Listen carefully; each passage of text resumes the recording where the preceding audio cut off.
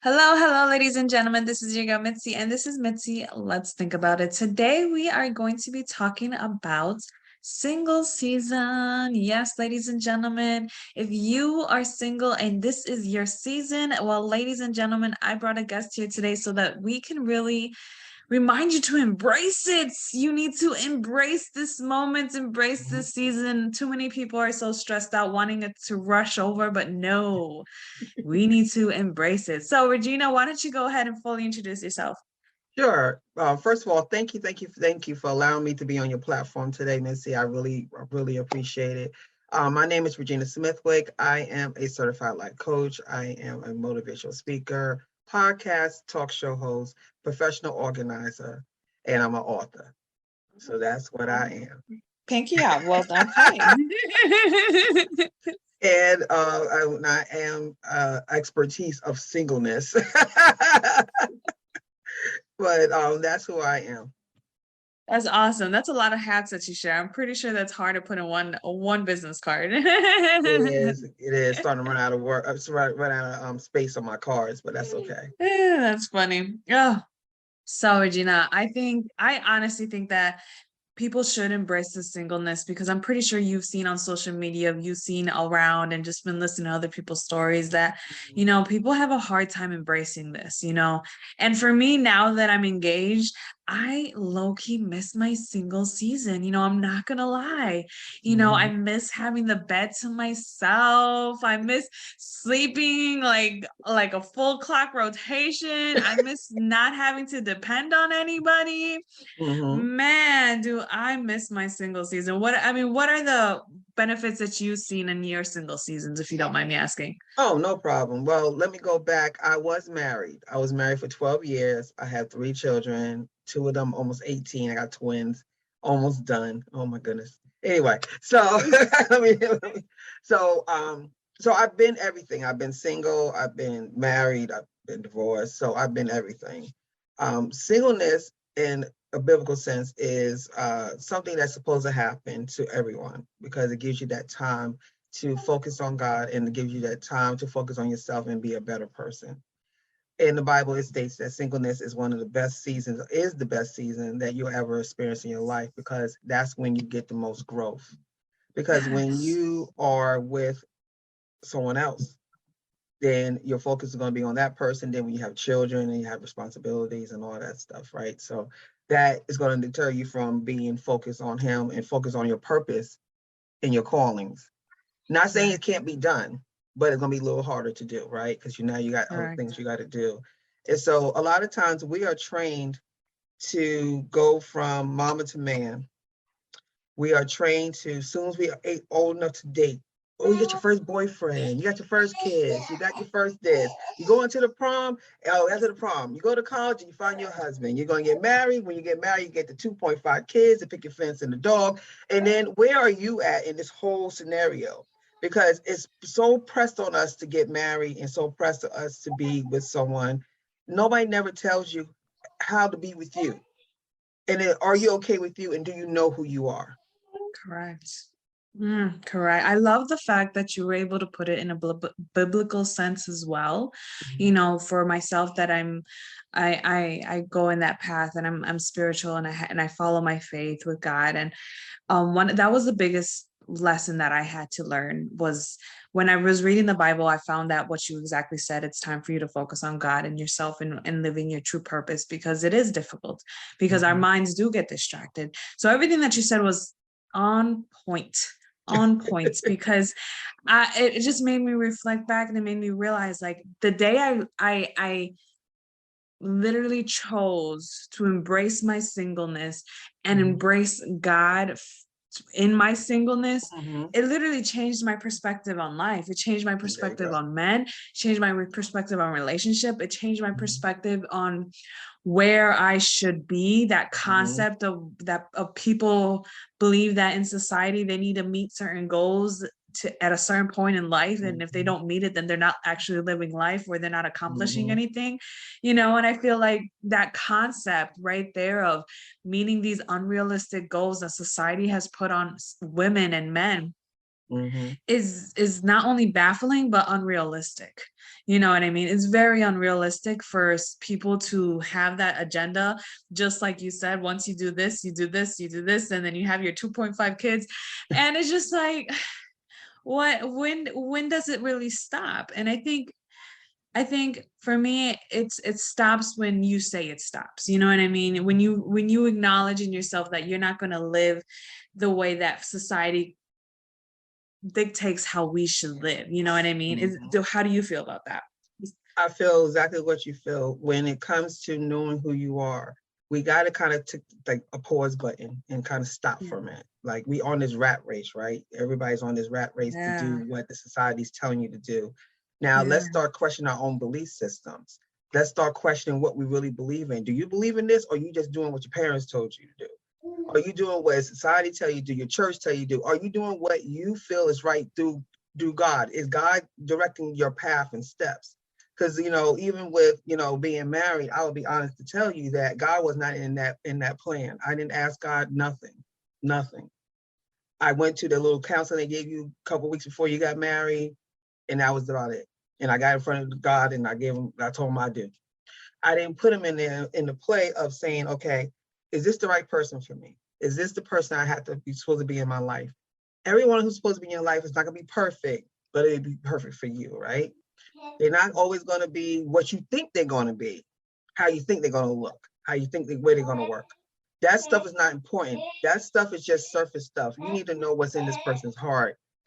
Everybody's not going to make $1 million. You're not going to have the bag like everybody's talking about these days. You got to get the bag. You got to be with somebody with this and that and this.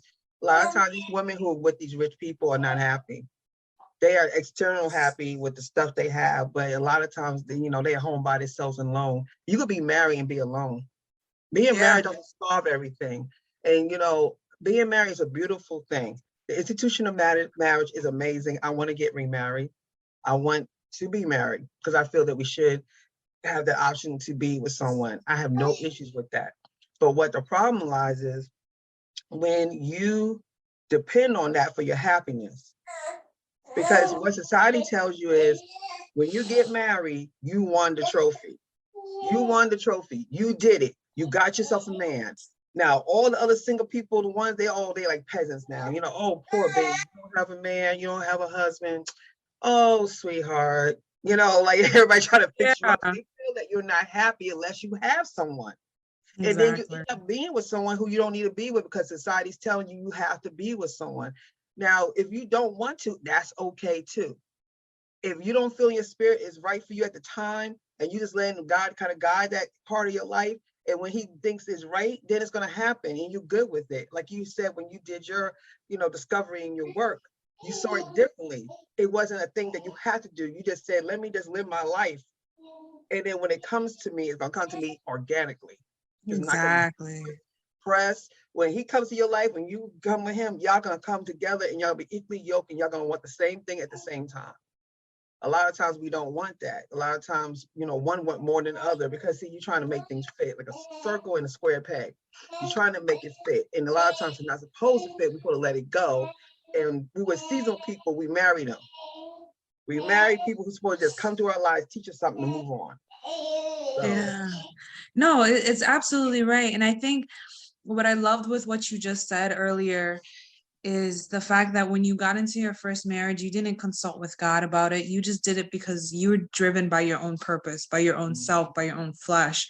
And when that happened, everything went turmoil and, it went where it went. But I feel like, how can you what advice can you give someone who's probably going through that? How do they discern from their flesh guiding them through their season of singleness versus their spirit guiding them through their season of singleness? Because those are two different parts in our in our mind and in our body that we constantly conflict with, that people don't really like to acknowledge and try to actually understand. And I feel like a lot of mistakes or a lot of like struggles we go through is because we don't listen to the right voice. right. What is your opinion on that? So what I came to realize is when it's the flesh, you could kind of tell because it's more self about, being selfish, because you want that feeling of being with someone. You want somebody to validate you. You want somebody to tell you how beautiful you are. You want somebody to give you that attention, right? So if those are the reasons, then you right there knows that that's yourself, that's your flesh working. But when you talk about spiritual, in the spiritual realm of it, you know it's supposed to be when it's given to you in a certain way, like the way it happens so organically and it kind of seamless. Effortless. I always say things that's supposed to come to you easy and effortlessly. It just Yeah. comes to you, just nice, like a stream of water, just smooth. You don't have a lot of hiccups and bumps and rumps and all that stuff. Like everything kind of works in. Not saying it's gonna be always perfect because life is not always perfect, but the connection will work seamlessly.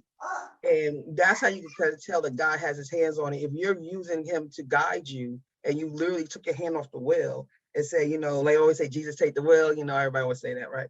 But you Yeah. actually let him guide it and you go, okay, I'm gonna do, see, you gotta be, like I always say, you know, you do the possible, he do the impossible.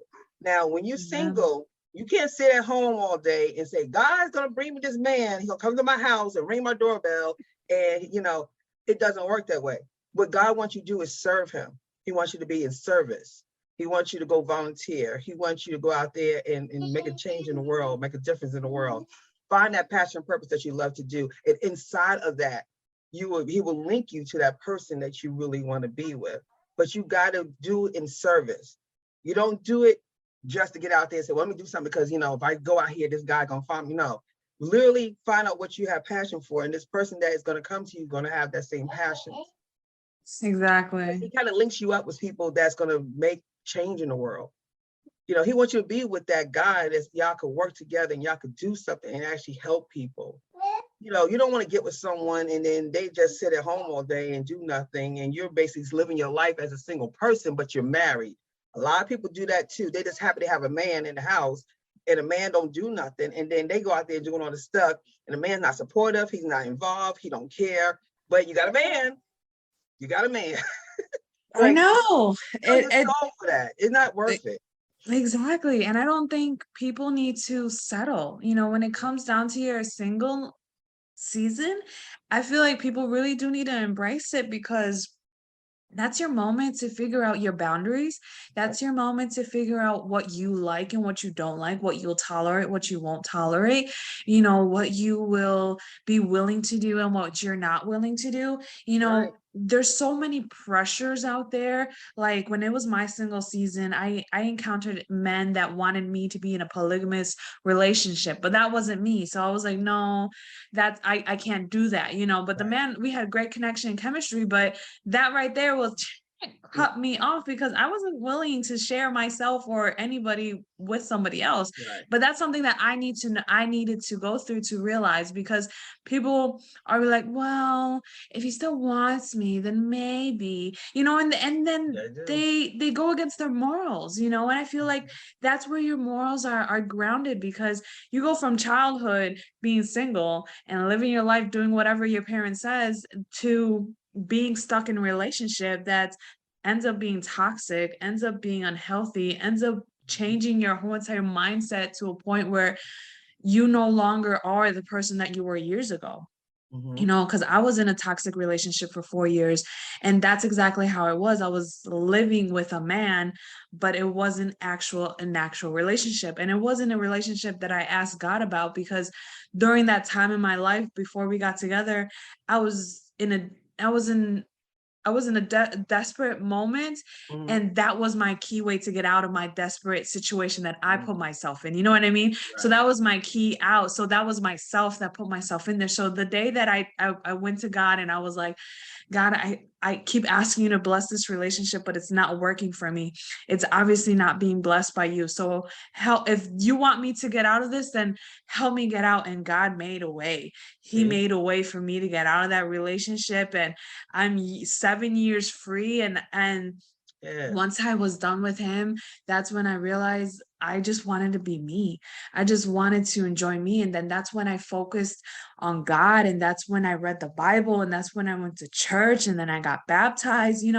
I really put my heart into God, but I was still lonely. I still felt that loneliness, Right. So I don't want people to think that that doesn't No, just you're go human. away, Right. because it still does. Because like you said, we're human. We all want to feel belonged and connected, because we see other people with this joy of being in a Mm-hmm. relationship. But what I realize is that the joy that people portray is just a facade, and it's not Mm-hmm. real, and real joy is something that is only you can experience one-on-one with another individual. And when Mm-hmm.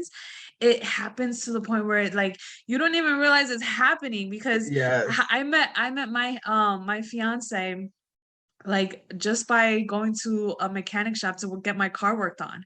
It's Mm-hmm. so just a casual thing to do, a casual maintenance. Seamless. Yeah, I Mm-hmm. just met him and we talked about life, we talked about God, and as soon as we talked about God, like something in my heart like clicked. And when I left, I was just like, God, what is this? What is this?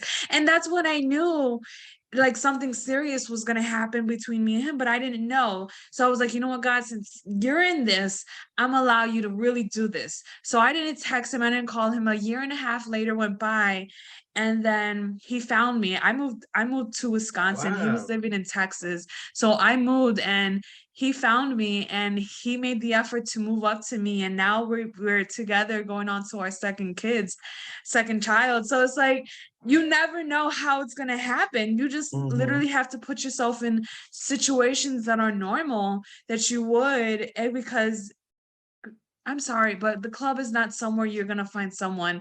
You know what I mean? I feel like, Not the norm. I mean, it yeah, it's happens, not, it but happens. It's very rare, like yeah. very rare. But at the same time, it's not realistic. Go to the club if you want to have fun and dance and wiggle your little butt off. But it's not the whole point. Like when I was single, I didn't really do the club scene because I did it so young. Mhm. I had the fake IDs, when I Mhm. went Yeah, to the getting in club. there, right, So before you then kinda burn I out. exactly. So by the Mhm. time I was like grown enough to actually just go with my regular ID, I was like, this is just stupid to me. Like, this is not fun to me. Like this is just like a waste of time. Because when I was there, all I sensed and all I seen was people just trying to compete with each other, and Meat people who market. were just Mhm. comparing each other. And it's just like, why you want to be in that environment? Like, I know we're talking about us being like embracing that single life, but I feel like when you're single, you have to kind of put yourself in those uncomfortable situations so that you Mhm. know what you like and what you don't like. Right, that's true, and when you said about family and friends and we gotta look at it this way too. When you're working on yourself, right? Being single in the singleness is not just about being single, it's about working on you and doing your work, right? So that's part of it. When you start doing your work, you're going to start noticing that you're going to kind of probably either move away from some people that was in your circle, even your family members. Because remember, if your family members still got that same way of thinking, of they feeling that you're worthless without a man, you need to get a man, you're going to be by yourself, they're going to put that pressure on you, and you're going to feel like you have to, because if you don't have a man, you cannot be happy without one. And that's why a lot of women go into these relationships the way they do, because they're kind of pressing it to make it happen. And it's not supposed to happen the way they want it to happen. You kind of didn't let God do his job. So that's one of the things you said. And another thing, that commercialization is real. And what I mean by Yes. that is Jared, Kay, they need their money. Man, those bastards. They need their money. They're not there to be happy for your relationships. They want you to get to the point to get the ring. And after that, they don't care what you do. They are Exactly. there to make money. Stop falling for these commercials and falling for the social media and falling for all this stuff that's telling you that your life is going to be completely a dream when you get married. Your life is going to be, if you don't know who you are before you get married, you ain't going to know who you are when you're in a marriage. Oof. But now you try to cater to Amen. someone else, but you can't even tell you can't, how you going to tell someone else to love you? You don't know how to love yourself. You Thank can't. you. So what happens is we get all into the wedding and the parties and all these reveals everybody's having, all this stuff, and we're not really focused on the relationship itself. And the commercialization makes you feel that that's what life is about. Yep. And they are here to sell. Like I said, when Kay and Jared decide to sell rings for sisters, oh, I'll buy my sister a ring, or my Oh brother my God. a ring, or my best friend, a ring. They don't specialize in that. They specialize where the money's at because they know that's the way our world is set up. So they specialize in engagements and weddings. That's where their money makers are at. So remember that when you get all riled up and stuff, people are not here for your best interest and heart. They are here to make their dollar. Valentine's Day, I had started my show almost 2 years ago on Valentine's Day. And the reason why I did that, and the reason why this all came about, because I was like, felt bad because women get so depressed on Valentine's Day. They literally want to jump out windows on Valentine's Day. They get home depressed, they crying. I said, yo, the 13th, the 15th is the same like the 14th. You're great on these days. You're great on the 14th. So what? You don't have anyone. Celebrate yourself. Celebrate your friends. Go out to dinner. Don't make a big deal out of it. When it's time for you, it's going to happen. And one of my sorority sisters told me, when you start seeing people around you getting married and getting engaged, don't get jealous. Don't get mad. God is in your neighborhood. He's making his rounds in your neighborhood. Amen. So take it as good. When you see somebody be happy, get married, be happy for him because he's near, he's close. So don't get all discouraged because you feel like you're the only single person in your. Concentrate on you, concentrate on God, service, go serve someone, go help somebody, go to a homeless shelter. See how life really is for some people. And you're going to realize your life is better than what you think it is. Go help people. And that's going to show you how good God is. And then you're going to start relaxing a little bit. You won't be so tense and stressed about getting a man because you're going to fill your life with other stuff. And then when he comes, it's going to happen like it happened with you. Seamless. Yeah, Least exactly. expect it. Because when you worry about stuff, it never comes. As soon as you stop worrying about it, it comes really quick. So just don't put so much emphasis about being single. Just live your life. Amen. I love it. I love your perspective. I'm so glad I got to have you on my show because, man, oh, thank you for just the mic drop. Yeah, this is a great topic. I'm so glad you asked me to come on your platform because this is really a serious matter. Like there's so many, and I'm 52. When you get older, it gets worse, girl. You When you don't get even older, look 52. God bless you. You got some good genes.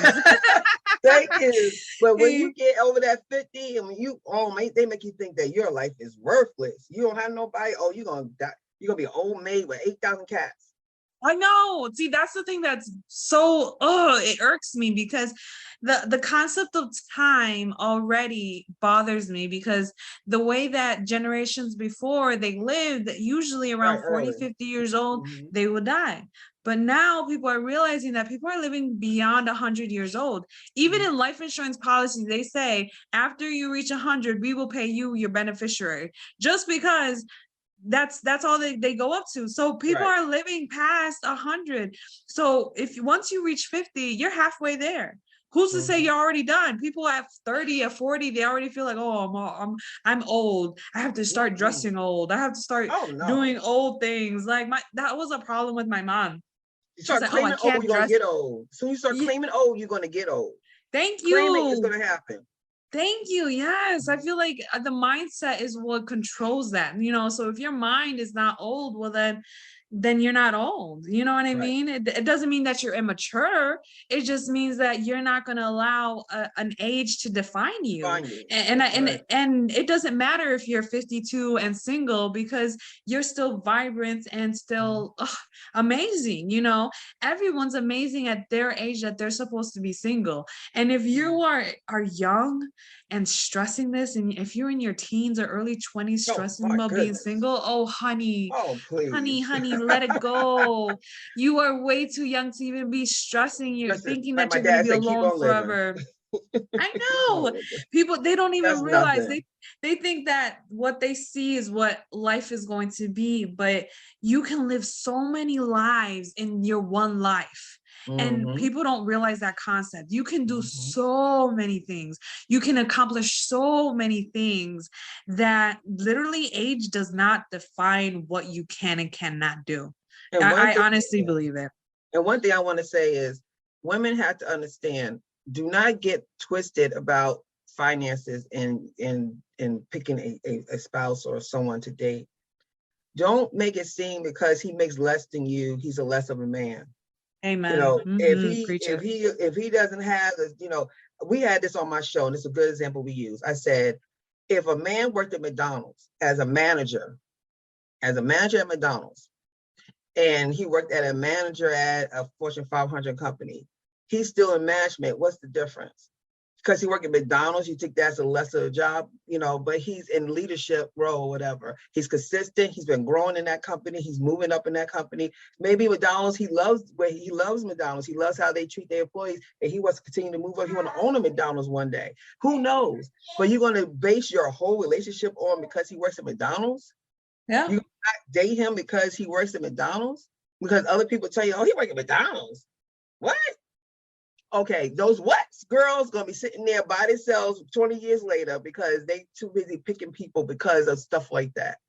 I always tell women, you want a good man, you want a man that works, yes. You want a man who's consistent, yes. You want a man that, provides, protects, and professional love, yes. You want all of that stuff. But you don't sit there and tell me if a man makes less than you, but he treats you as like the queen as you should, you're not gonna date him because society's gonna see that he makes less than you. Mm-hmm.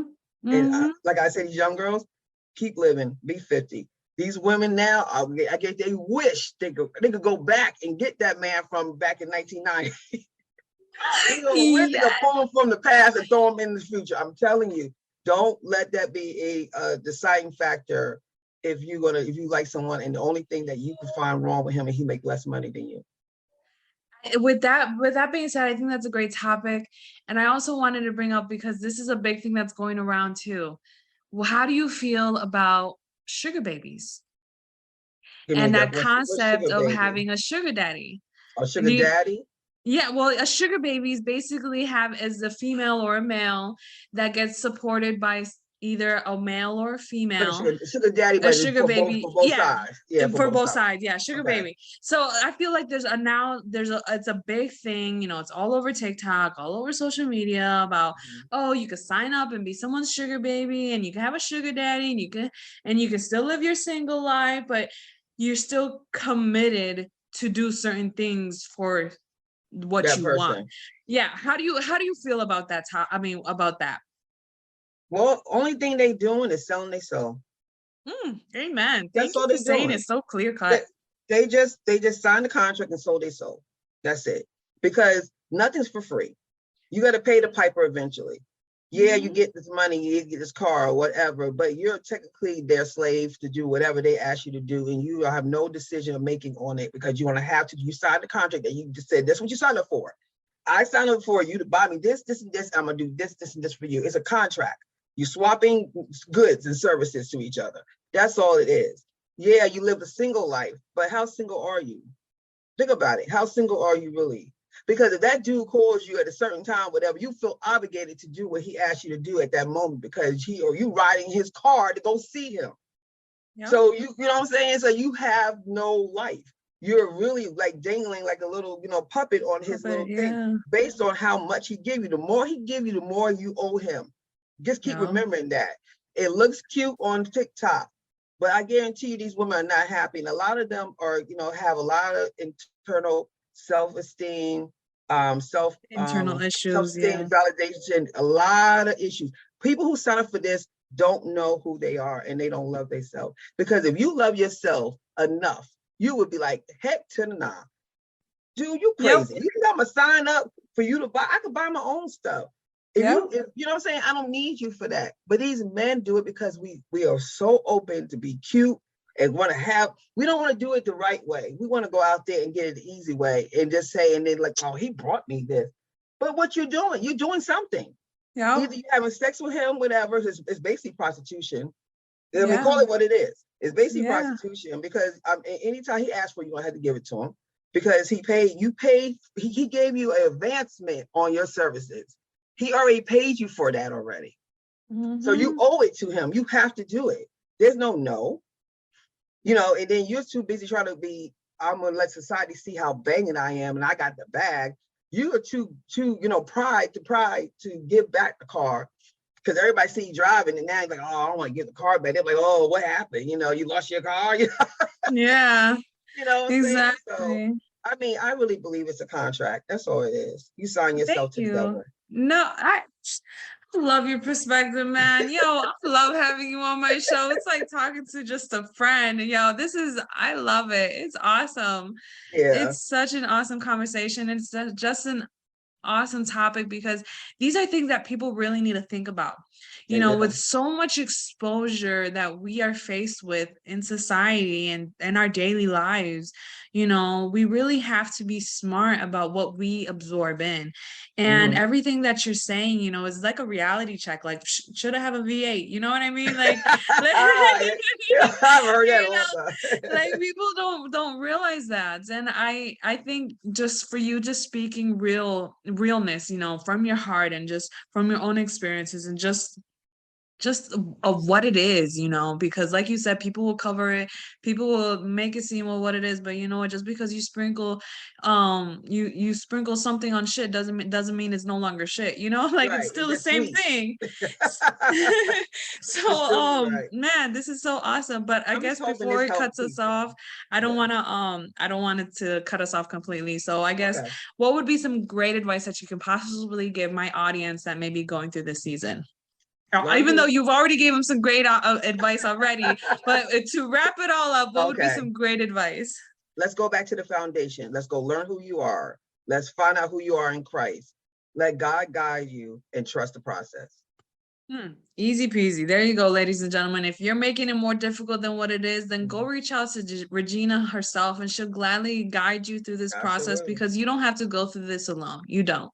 You don't have to go through life alone, and you don't have to go through this time in our lives that we feel the loneliest, but we have to realize that one, we're not alone because God is always by our side. And two, we're not alone because there's literally billions of human beings right next to us living among Mhm. us. You know what I mean? So you're not alone on this earth. There's somebody going through exactly what you're going through, but it's about communication. Communicate with other people and reach out. So if you want to reach out to ReGina personally, you can find her beautiful picture on mitzythinking.com. There's a link to go to her website. You can reach out to her. She wears so many hats that she could probably find a hat for you. And it'll work out, I promise you. She is such a pleasure, and I could only Thank imagine you. how she would really be one-on-one, if Mhm. you do decide to give her that time. But if anything, you guys go check her out and stay tuned for more and be safe, y'all. Bye. Bye.